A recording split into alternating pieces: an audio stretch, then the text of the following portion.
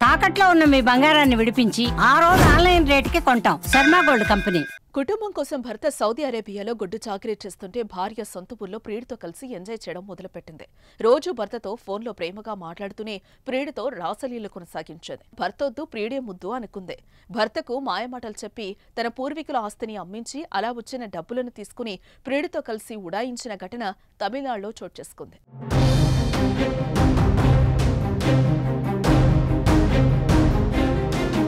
తమిళనాడులోని కన్యాకుమారి జిల్లా విల్లుకురి గ్రామంలో జెంజమిన్, సునీత దంపతులు. వీరికి 2016లో పెళ్లైంది. అయితే పెళ్లై చాలా ఏళ్లు గడుస్తున్న వీరికి మాత్రం సంతానం కలగలేదు. ఇదిలా ఉంటే జెంజమిన్ సౌదీ అరేబియాలో ఉంటూ భవన నిర్మాణ పనులు చేస్తూ ఉండగా సునీత సొంతూరులో ఉండేది.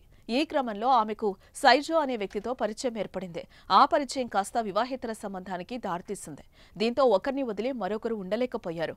ఈ నేపథ్యంలోనే ఇద్దరూ కలిసి ఎక్కడికైనా పారిపోవాలనుకుని ప్లాన్ చేసుకున్నారు.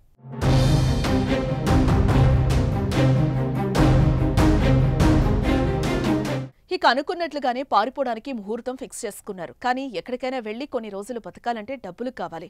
అది ఎలా అని ఆలోచించారు. ఈ క్రమంలోనే సునీతకు ఆలోచన వచ్చింది. తన భర్త పూర్వీకులకు ఆస్తి ఉంది, అది అమ్మితే చాలా డబ్బులు వస్తాయి, వాటితో ఎక్కడికైనా వెళ్లి ఎంజాయ్ చేయొచ్చని ప్లాన్ చేశారు. దానికి సౌదీలో ఉన్న భర్తను ఎరగా వాడుకున్నారు. జెంజమిన్ కు మాయమాటలు చెప్పి తన పూర్వీకుల ఆస్తిని అమ్మించింది భార్య సునీత. అలా ఆస్తిని అమ్మగా వచ్చిన 33 లక్షల డబ్బును తీసుకుని ప్రియుడితో పరారైన సునీత ఆ తర్వాత ఫోన్ స్విచ్ ఆఫ్ చేసింది.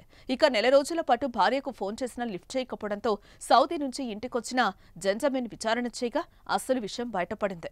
ఈ విషయం తెలుసుకున్న భర్త మనస్తాపం చెంది సెల్ఫీ వీడియో తీసుకుని ఆత్మహత్యకు పాల్పడ్డాడు.